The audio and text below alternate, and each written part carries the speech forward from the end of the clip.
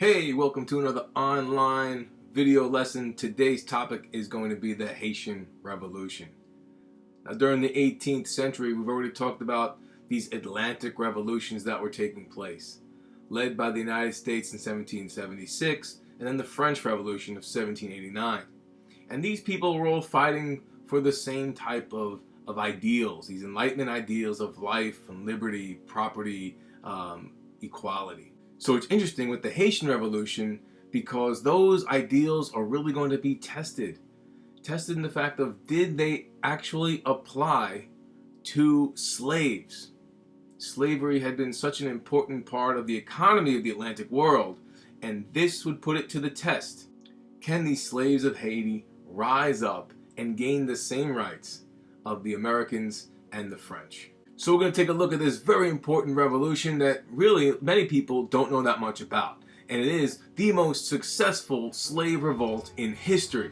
Haiti also becomes the second independent nation in the New World next to the United States. And finally, this revolution will prove that the Enlightenment ideals can be applied to all people, including black slaves in the island of Haiti. To get started, let's take a quick look at this video about the history of the island of Haiti.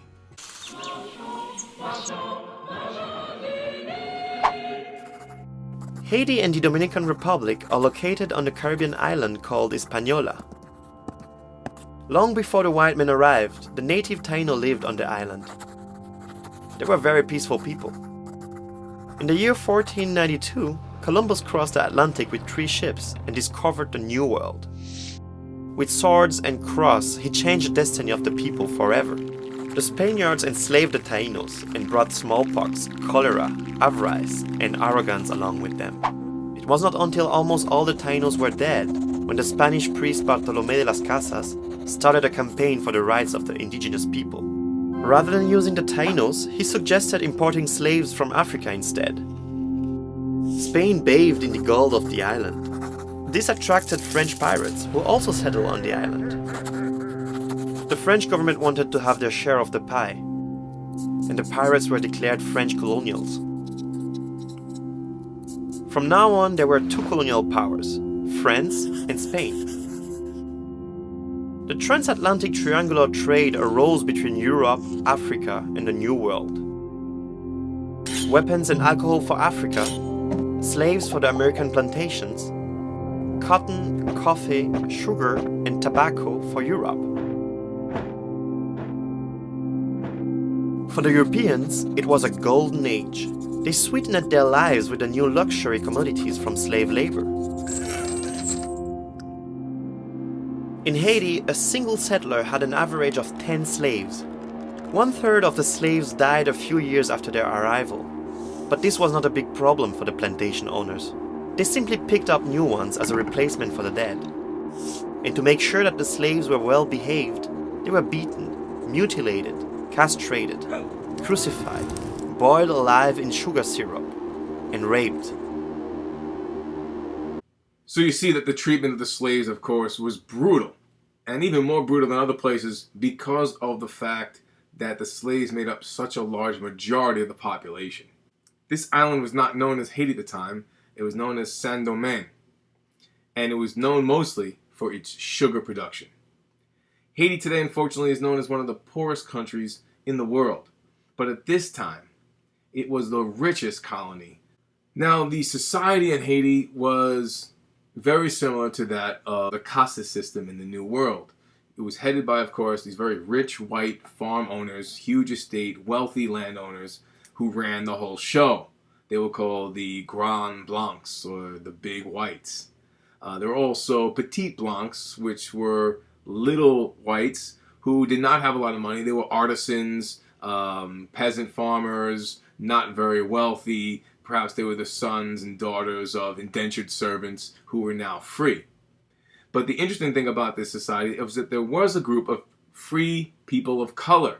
So these were black people who were free because they were either a mulatto mix and their white fathers had paid for their freedom. And so some of these people had gained wealth in society as well. And then, of course, the majority of the population, 90% of the population, were black African slaves. Most slaves lived a brutal life living on the plantations, working very hard, and of course wanted their freedom, did not like their situation at all. And they outnumbered their masters dramatically. All it would take would be a spark to ignite a major uprising. Now, the spark would come in the form of the French Revolution. Because as the French citizens, the Third Estate, are gaining their freedoms, right, in killing their king, King Louis XVI, well, the French citizens living in Haiti are also demanding more rights. They feel that they're not being given an equal share, and they want more opportunities. So they start to rebel against France.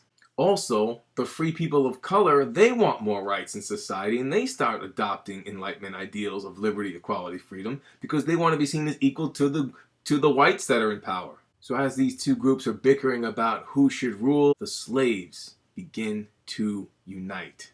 And they're led at first by a man named Boukman Doody, who is a voodoo priest, who has a ceremony, who basically tells the Haitian slaves to rise up and take the land back for themselves.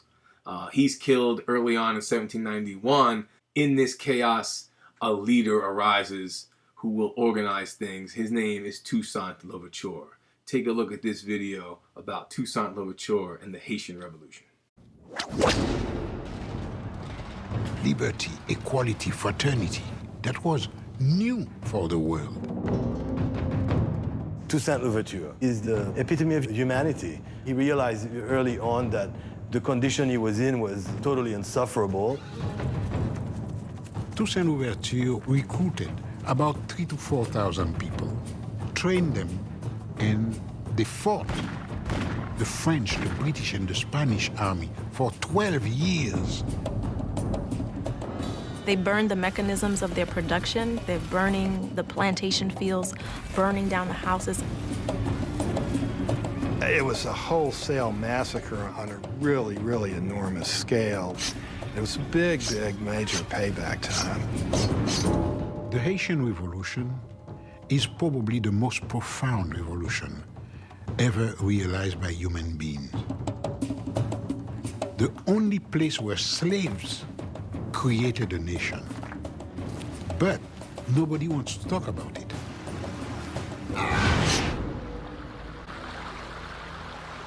Égalité for all. Toussaint Louverture.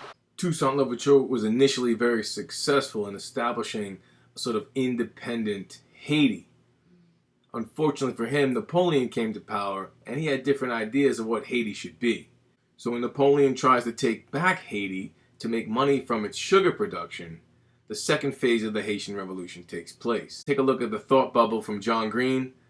Describes it in a nice way. Take a look. Let's go to the thought bubble. So in 1799, Napoleon seized power in France in a coup, and his new regime established a new constitution that specifically pointed out its laws did not apply to France's overseas colonies. Napoleon had plans to reconstruct France's empire in North America that it had lost most of during the 7 Years' War, and to do this, he needed tons of money from France's most valuable colony, Saint-Domingue. And the best way to maximize profits? Why, to reintroduce slavery, of course. That's certainly what the former slaves thought was the plan when in 1802, a French expedition commanded by Napoleon's brother-in-law, Charles Victor Emmanuel I have too many names Leclerc, showed up in Saint-Domingue. This started the second phase of the Haitian Revolution, the fight for independence. So Leclerc eventually had Louverture arrested and shipped to France, where he died in prison in 1803, but this itself did not spark an uprising against the French, because Louverture wasn't actually that popular, largely because he wanted most blacks on the island to continue to grow sugar. Instead, the former slaves only started fighting when Leclerc tried to take away their guns, thus beginning a guerrilla war that the French, despite their superior training and weapons, had absolutely no chance of winning. Although the French were exceedingly cruel, executing women as well as men and importing man-eating dogs from Cuba, the Haitians had the best ally of all: disease, specifically in the form of yellow fever, which killed thousands of French soldiers, including Leclerc himself. Unfortunately for Toussaint Louverture, he died in a French prison. His death only meant that new leadership would come to play in Haiti, and that leadership comes in the form of General Dessalines.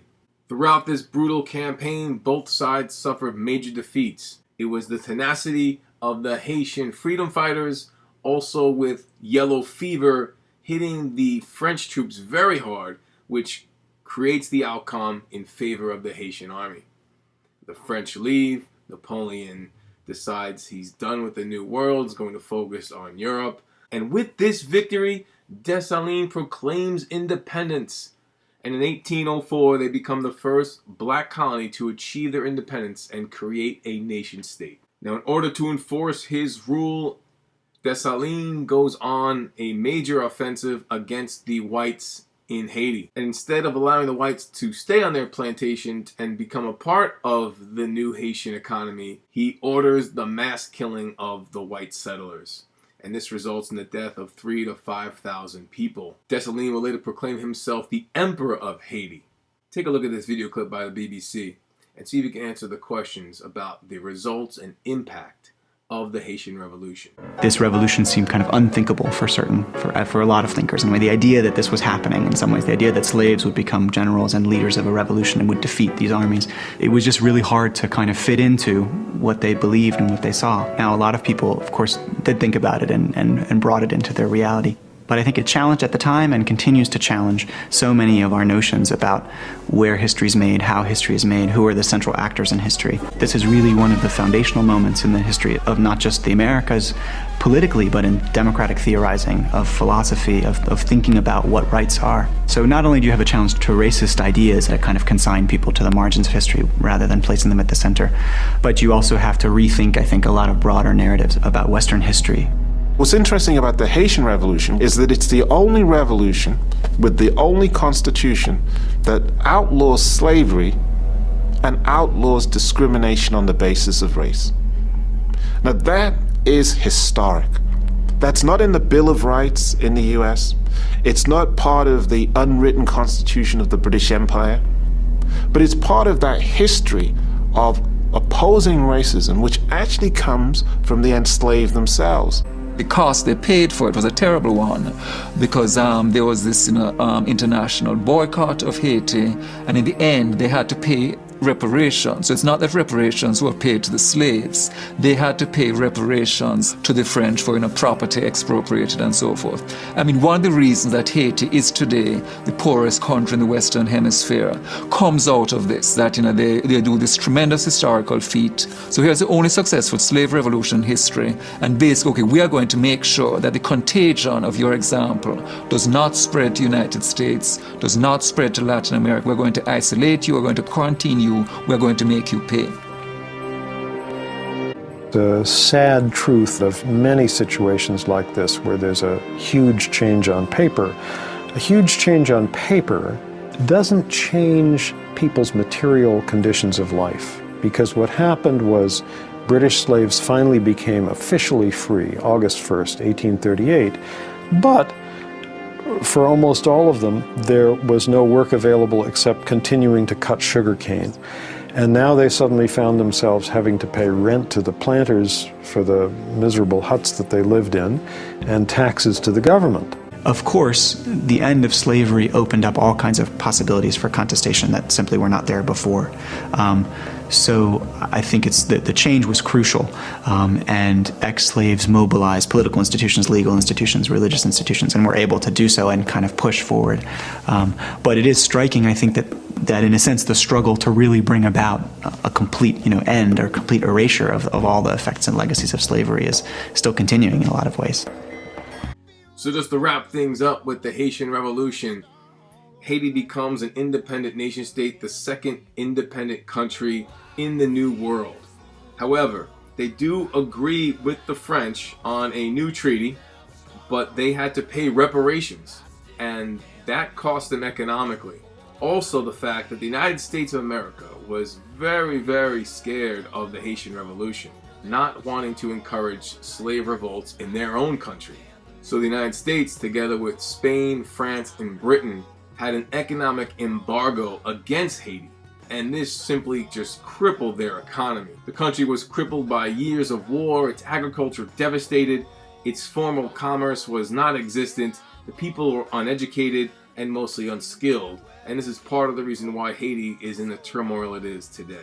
So thanks for listening, take care, see you tomorrow.